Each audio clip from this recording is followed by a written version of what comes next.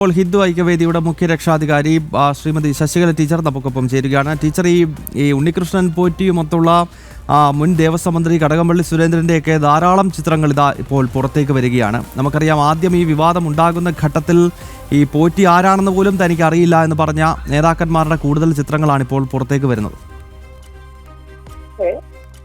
ഒരു പോറ്റി വിചാരിച്ചാൽ അവിടെ ഇതൊന്നും നടക്കില്ല എന്നുള്ളത് സാമാന്യ ബുദ്ധിയല്ല ആർക്കും അറിയാം.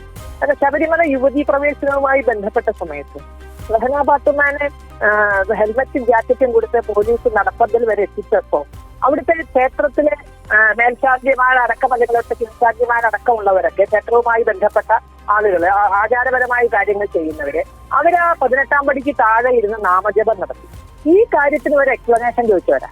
അവര് ബ്ലാക്ക് ലിസ്റ്റിൽ പെടുത്തും എന്ന് പറഞ്ഞവരാണ്. അപ്പോ ഒരു പോറ്റിക്ക് അവിടെ ഇത്തരത്തിൽ അസാമാന്യമായ വിധത്തിൽ സ്വാധീനം നേടാൻ കഴിയില്ല. അപ്പൊ പോറ്റി സത്യം എന്നാൽ ഇവരുടെയൊക്കെ വെറും ഒരു ഉപകരണം മാത്രമാണ്. പോറ്റി ഉപയോഗിച്ചുകൊണ്ട് ഇവര് കക്കാനുള്ളത് മുഴുവൻ കട്ടു എന്നതാണ് വാസ്തവം. അതല്ലാതെ പോറ്റി ഇവരെ പറ്റിച്ചുകൊണ്ട് കട്ടതായിരിക്കാൻ യാതൊരു സാധ്യതയില്ല. കാരണം ആ അത്തരത്തിൽ അവിടെ നടക്കില്ല. അപ്പോൾ രണ്ട് മുന്നണികൾ ദേവസ്വം ബോർഡ് ഭരിക്കുന്ന സമയത്ത് കാരണം വിശ്വാസം ഇല്ല എന്ന് പറയുകയും ഹൈന്ദവ വിശ്വാസത്തെ തള്ളിപ്പറയും അല്ലെങ്കിൽ ഹിന്ദുക്കളോടൊപ്പം നിൽക്കാൻ മടിക്കുകയൊക്കെ ചെയ്യുന്നവര് ക്ഷേത്രം മാത്രം ഭരിക്കാൻ വരുന്നത് ഏതായാലും ഭക്തി കൊണ്ടാകില്ല എന്നുള്ളത് ഉറപ്പാണ്. അത് ഇത്തരത്തിൽ അവിടെയൊക്കെ എടുക്കാനുള്ള സൗകര്യം ഉണ്ട് എന്നുള്ളത് കൊണ്ടാണ് വരുന്നത്. രണ്ട് മുന്നണികളും അതിന്റെ ഉന്നത നേതൃത്വങ്ങൾക്ക് അടുത്തുവരെ ഈ അന്വേഷണം എത്തിയാൽ മാത്രമേ സത്യം തെളിയുള്ളൂ. നേരത്തെ പറഞ്ഞ പോലെ തന്നെ പോറ്റി എത്തിയത് സോണിയാഗാന്ധി വരെ എത്തിയിട്ടുണ്ട്.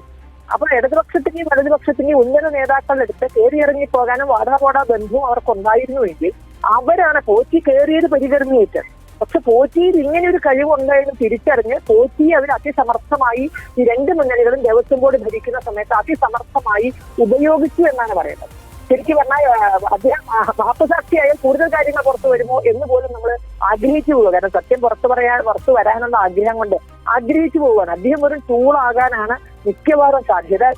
ഇവർ രണ്ടു കൂട്ടരും പറഞ്ഞൊരു കള്ളമാണ്. അതോട് പ്രകാശ് ആണെങ്കിലും കടകംപള്ളി ആണെങ്കിലും പറഞ്ഞത് മൊത്തം കള്ളമാണ്. ഓരോ ഫോട്ടോ വരുമ്പോൾ അതിനനുസരിച്ചുള്ള കള്ളം നനഞ്ഞു വരികയാണ്. ഇനിയും ഫോട്ടോസ് അണിയറയിൽ ഉണ്ടാകാം. അപ്പൊ അത് ഇനിയും വരും. അപ്പൊ അതിനനുസരിച്ച് ഒരു കള്ളം നനഞ്ഞുണ്ടാക്കുകയാണ്. അപ്പൊ ഇത് അന്വേഷണം സത്യസന്ധമായി നടക്കില്ല എന്നുള്ള തോന്നലാണ് എല്ലാവർക്കും വരുന്നത്. ഇത് നടക്കണമെങ്കിൽ ഇത് എല്ലാ അർത്ഥത്തിലും ഇങ്ങനെ ഒരു ഫോട്ടോ കാണുമ്പോൾ അതിന്റെ പിന്നാലെ പോയാൽ പോലെ സമഗ്രമായ ഒരു അന്വേഷണം നടന്നാലാണ് സത്യം പുറത്തു വരുള്ളൂ. ഓരോ ഫോട്ടോയ്ക്കനുസരിച്ചും ഓരോ മൊഴിക്കനുസരിച്ചും മൊഴി സത്യസന്ധമാണോ പറയുന്നത് നമുക്ക് എങ്ങനെ അറിയാൻ സാധിക്കുക? അത്തരത്തിൽ ഒരിക്കലും ഈ അന്വേഷണം പോയാൽ പോരാ. ഇത് ഉന്നതങ്ങളുടെ അന്വേഷണം നടക്കണം. ഇപ്പൊ തന്നെ വൈകി പോയിരിക്കുന്നു എന്നാണ് പറഞ്ഞത്.